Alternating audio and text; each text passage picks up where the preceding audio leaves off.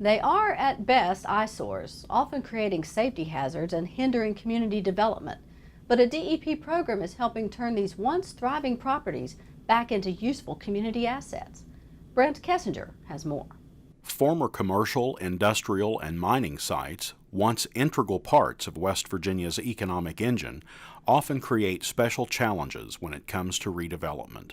You'll see them mostly along our big river valleys, the Ohio River Valley, Kanawha River, but we have them all over the state, from the northern panhandle, eastern panhandle, down into the southern coal fields and into the Charleston-Huntington area.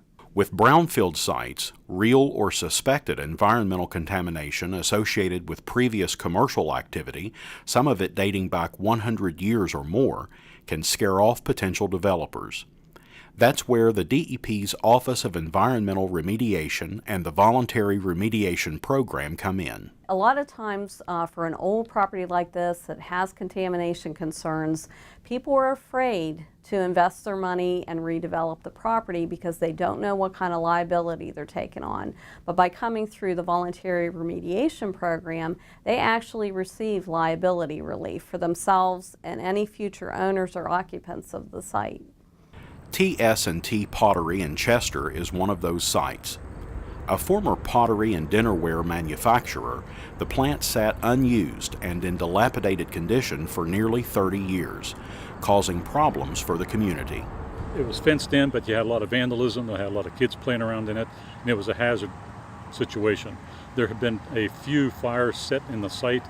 They weren't major, but it gave us an example of what could happen if something more severe would occur, either on the liability for the owners or for the hazardous situation for the general public, and we wanted to eliminate that hazard. Marvin Six is director of the Business Development Corporation of the Northern Panhandle. BDC purchased the property and has successfully raised over $1 million in grants and low-interest loans to take care of site demolition and preparation for redevelopment. The group has big plans for the site and is actively marketing it to potential buyers.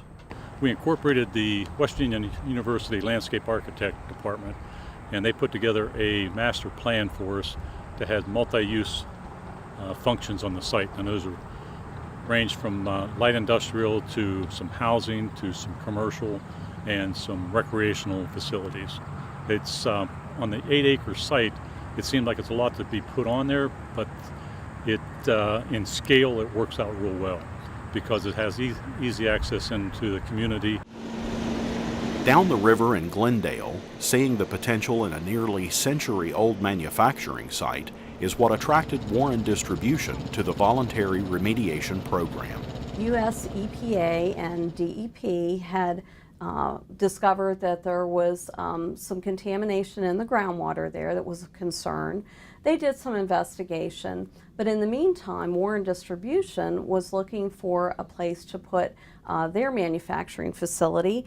So they came in, entered the voluntary remediation program while they were under construction, and they're using a 250,000 square foot building. They've built a number of tanks both inside the building and outside the building, and they pump products from barges to those tanks, and then they blend them, remanufacture them, and put them into containers that are made there at the facility.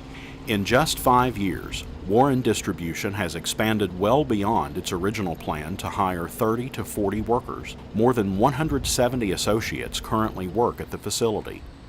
The company has already invested $58 million and hopes to continue to grow its business in Glendale. Besides the obvious benefits to the local economy, the company has generated more than $4.8 million in local and state tax revenue. It's a similar story in Wheeling, where this Lowe's Home Improvement Center anchors neighborhood revitalization efforts in the central part of the city.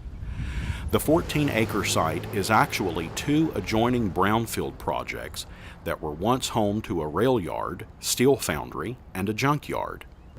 The $18.5 million investment created 175 jobs and has encouraged additional investment by surrounding property owners. The Lowe's wheeling project was one of the quickest projects we actually completed, and that was based on the fact that there had already been some assessment. From start to finish, it was only about 6 months. Finding new uses for these impacted properties takes vision, seeing them as an asset, a resource, and something that can benefit a community for years to come. In Cowan, I'm Brent Kessinger for Environment Matters. The DEP partners with the West Virginia Brownfields Assistance Centers to promote economic development as well as environmental and public health protection by redeveloping brownfield sites. For more information, please visit the West Virginia Brownfields Assistance Center's website at wvbrownfields.org. We're back in a moment.